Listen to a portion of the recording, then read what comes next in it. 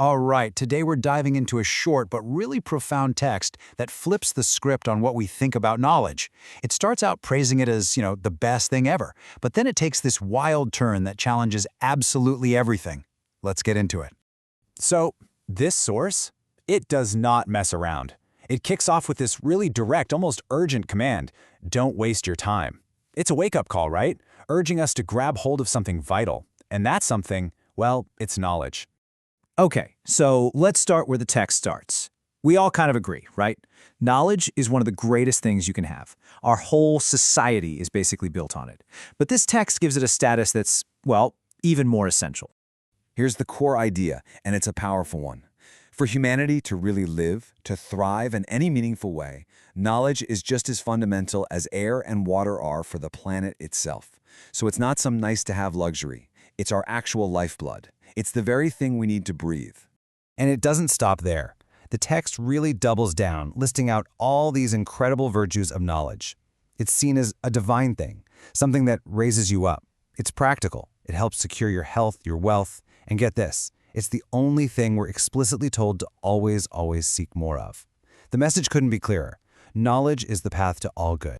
So we've got all that, right? Knowledge is essential, it's virtuous, it's the path to everything good. But this is where the record scratches. Everything we've just built up is about to get turned on its head. Which brings us to a really tough question. After all that praise, after calling it air and water, could knowledge ever actually be harmful? The text really forces you to stop and think about that. And then, bam, the text just drops this on us. A staggering contradiction: knowledge is a disease. How on earth can the very thing that's like air and water also be a sickness? This is the paradox we've got to unpack. And if that wasn't shocking enough, check out the consequence. The text says that the very first person to be condemned, it's not the criminal, not the tyrant, but a scholar, a person of knowledge. It just seems to defy all logic. How is that even possible? Well, the text gets really specific here. It's not talking about just any scholar. It's pointing to this one particular type, the false scholar. Now, this person isn't stupid. Oh no. They've got the facts, the figures, all of it. But it's all just a performance. It's a costume they wear, because deep down, they're completely ignorant of what actually matters. Their goal isn't truth. It's fame, money, status. So let's break it down. What's the real difference here? Look at the goal. The true scholar is chasing truth itself.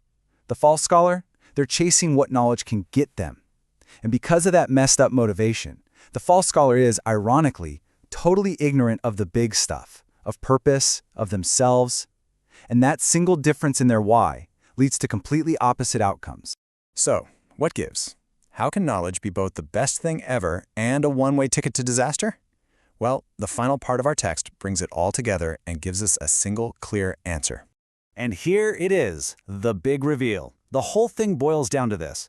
The value of knowledge isn't just in the facts you've collected. It's all about the intention behind it. Your why is what changes everything. It's what determines whether knowledge becomes a cure or stays a disease.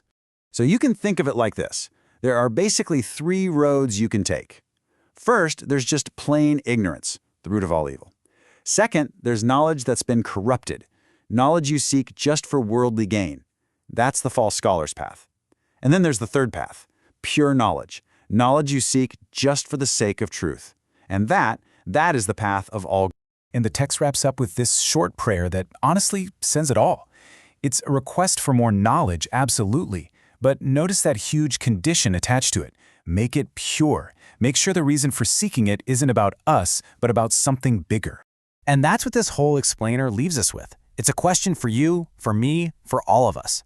As we go about our lives, learning things, reading books, scrolling through information, this text forces us to look in the mirror. It's not just about what we're learning, but why we're learning it. What's the real intention driving your search for knowledge?